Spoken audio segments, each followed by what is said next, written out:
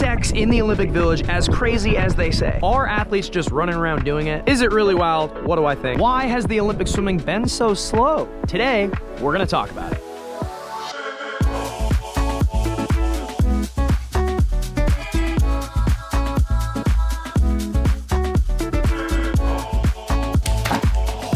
Isn't this just the best intro song? Triathlon training day. Started with the run, then biked, then swam. Did it in reverse. 20K bike, 5K run, 1,000-meter straight swim. Because of the Olympics, I have been getting so many questions about the Olympic Village and all the sex. We're gonna talk about that at the end of the video, but I am gonna go through a lot of the most asked questions that I have been getting lately. So let's do it. First question, what's the worst part of the Olympic Village? Okay, the Olympic Village is an amazing place, truly amazing, and every village and every games is different. But the worst part for me, in my experience, was the noise. It was so, cause it's like a party, like it's just so loud all the time. Like all the time. Also the food, you never really know what you're gonna get. It's kind of unreliable, it's kind of questionable. Sometimes it's awesome, but like, you know, when you're racing, you wanna eat normal things. A big downside of this Paris Olympic Games is the travel time to the venues. Although the pool is only 10 miles from the village, on average, from what I've been hearing from all my friends who are there, it's over an hour or about an hour on a bus one way. Not good. Next question, what's the best part of the Olympic Village? This is really easy. It's meeting and interacting with people from all over the world who have dedicated their life to their craft, to their sport. You know, one of my favorite things in my office downstairs is my bronze medal from the World University Games. And around the bronze medal are all the trading pins that I collected from that meet. I did that at the Olympics as well.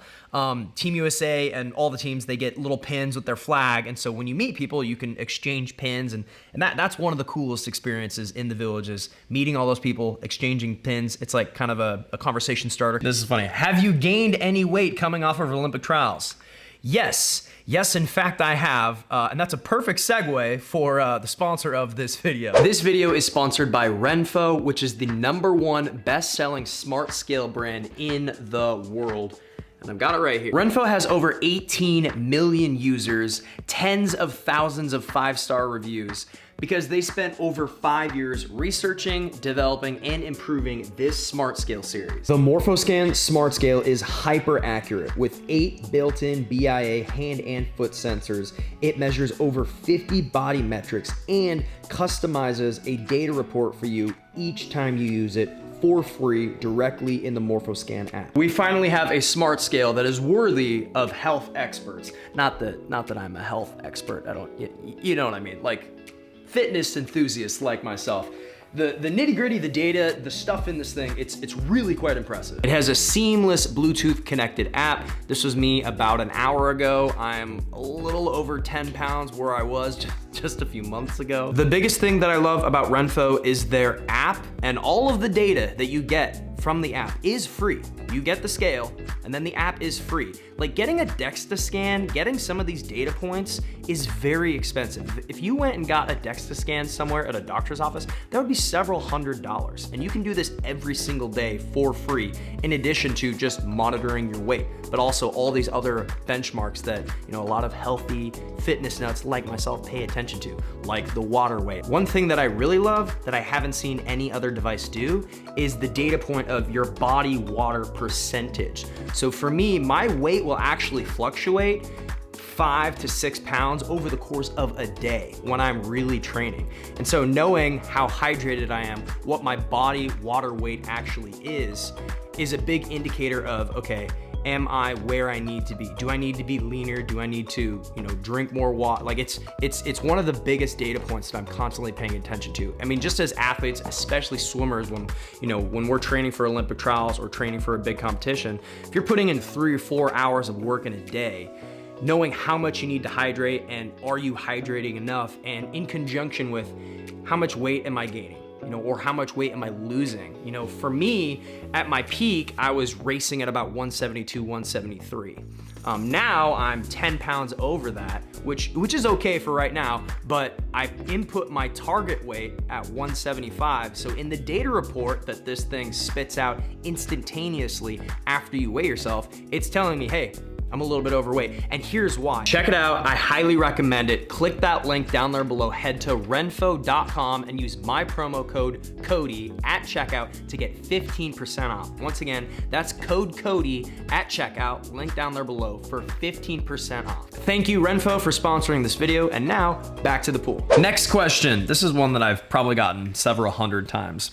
Why has the swimming been so slow?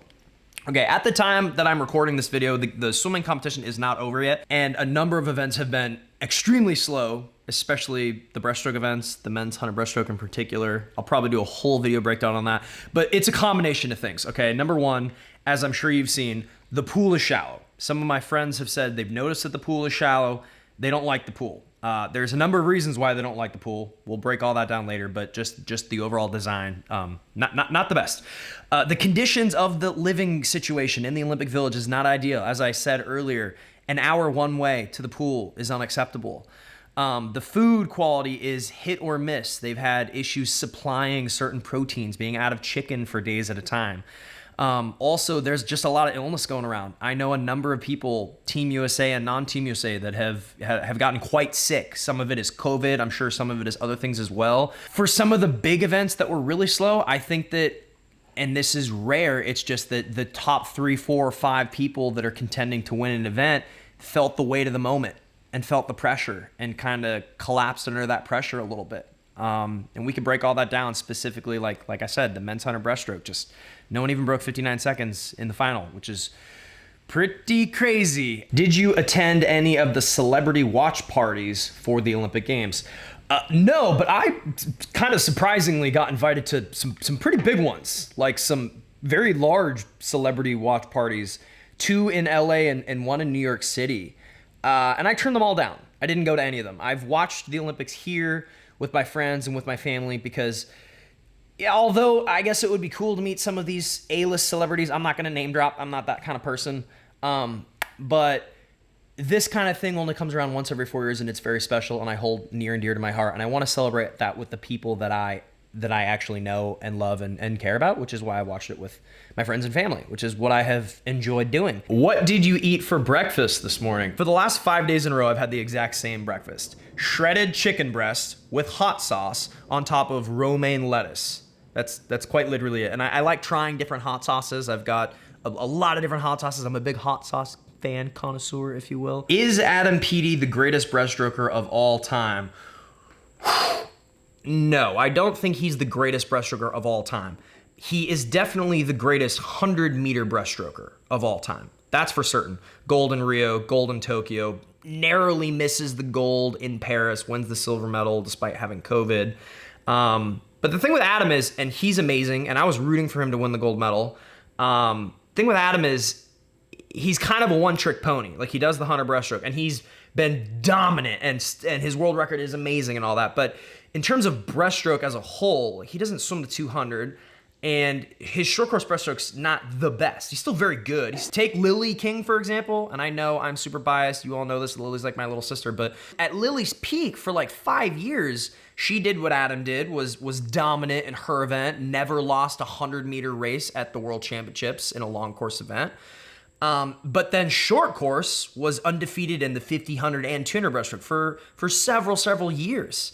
And so I think that in the terms of the greatest breaststroker of all time, I still think that's probably Kosuke Kitajima of Japan. We can make a list. Adam's way up there.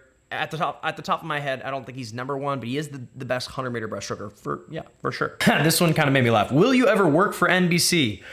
I don't know. Maybe someday. I have talked to Rowdy about doing that stuff sometime in the future, which would be really cool. It's something that I'm interested in, but I don't know. Here's a fun one. What are your current goals? Okay, so in the pool, swimming-wise, I have never broken 20 seconds in the 50-yard freestyle from a flat start. 11 years ago, I went 19-1 from a relay swing in college. I would like to go sub 20 seconds in a 50-yard freestyle flat start now. So hopefully in like November, December, there will be a short course yards meet that me and a couple of my friends can go to, and I can do that in addition to some other events. I'm training non-breaststroke right now, doing some other stuff, you know, doing some long course fly, which is fun. Out of the pool, I'm gonna do a triathlon. So I've been triathlon training, as you saw at the beginning of this video. So a little more running, a little more biking. But my main thing is my handstand walks. I've been working on my handstands.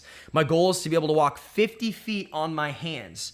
My personal record right now is about 25 feet.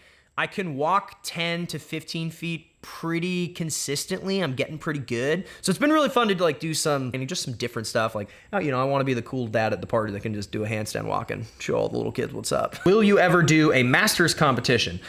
So yeah, piggybacking off the 50 free thing. Yeah, I plan to do a masters meet at some point in time. I don't know exactly when. I actually was messaging with someone on Instagram who is affiliated with the Masters World Championships. And that's in Singapore next summer. So I don't know, maybe I could swim Masters Worlds in Singapore. Like, that could be kind of cool. I don't know. This is all, you know, who knows? But the answer is yes. Definitely going to do some Masters stuff. Oh, I love this one. Cody, how good is House of the Dragon? Oh my gosh. At the time I'm recording this, I haven't watched the finale yet. The finale is about to air. Oh my goodness. It's one of the best seasons of television I have ever watched. Episode 7, when the bastards claim the dragons. I mean, I'm getting goosebumps thinking about it. That was one of the... Oh, House of the Dragon is so good. It's so good. Seen any good movies lately? Yes, I watched Deadpool and Wolverine in IMAX opening night, and it was very good. How was the Hot Ones challenge? Yeah, over 4th of July, me and a bunch of my friends did the Hot Ones hot sauce challenge, and it was tough. I mean, they're hot, but I have a pretty high heat threshold now. It was a lot of fun. Like I said, I love the hot sauces. I recommend people doing it. It's fun. A little behind the scenes, my camera just died. I haven't charged this thing in a while. It's dead. And I'm too lazy to go charge this thing up and finish filming on that one, so we're gonna just switch to the GoPro. Next question, will you be offering any breaststroke cams in Indiana this year? Yes, it's not official yet, but it's about to be official. October 26th here in Bloomington at IU, me and Lily are going to be running a breaststroke power camp. So if you are interested in coming and learning all kinds of stuff, technique, training, race strategy, mindset, meet Lily, meet me at Indiana University. That will be happening October 26th weekend. Stay tuned for that. It'll be fun. I guess now we get into the question that everyone has probably been waiting for, which I'm not kidding. I've probably had like 100 submissions of this. Is there lots of sex at the Olympic Village? Do the athletes just go crazy? Please tell us. I've heard they provide you with condoms. What's the deal? Okay. Is there a lot of sex and stuff happening at the Olympic Village? I mean, yeah, I guess. Put it into context.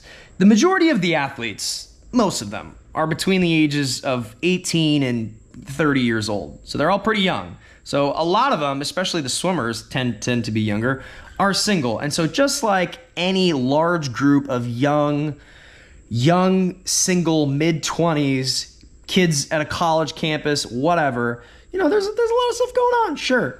Is it as crazy as the media made it seem a few years back? I think it all stemmed from like one article where they were like, we've got these athletes that train their whole life and now they're all there celebrating. It's like, yeah, there's some romance in the air, sure. But I wouldn't say it's, as someone who went through the collegiate system and went through 4 years of being in college, it's no different than that, you know? For the most part, people are there focusing on what they're doing, and then when you're done, you know, you want to celebrate with your friends and family. But yeah, a lot of people go out. There's a lot of celebrating happening.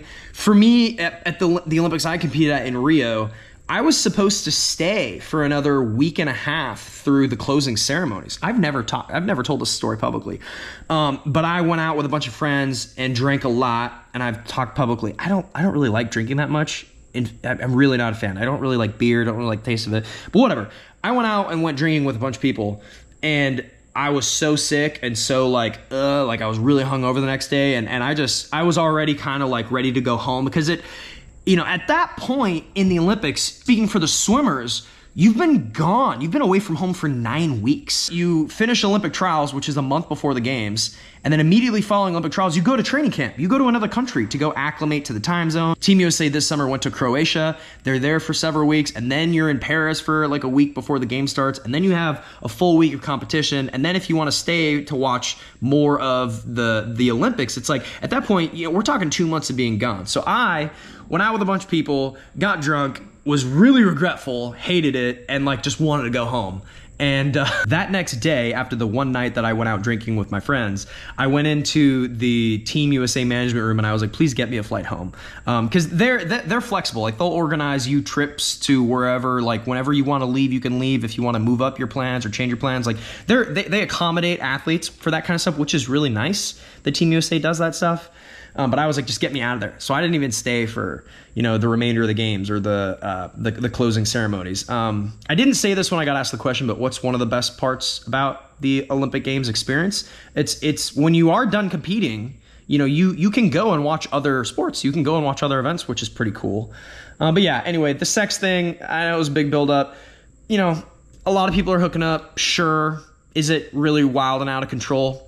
I don't think so. I think it was just the media made a really good story out of it that kind of caught fire and went viral, and now everyone just like assumes that. For the most part, people are there having a good time, and focusing and honing in on, the decades-long preparation that they have for this one, competition, race, game, whatever it is they're there for. Okay, that wraps it up for today. As always, if you'd like a personalized video from me to you or someone you know, for whatever reason, I am available on Cameo. If you haven't done so already, make sure you hit that subscribe button, share my videos, new videos every single week, and got some fun announcements coming up pretty soon that I'm very, very psyched about. So, until my next video, I will see you all later.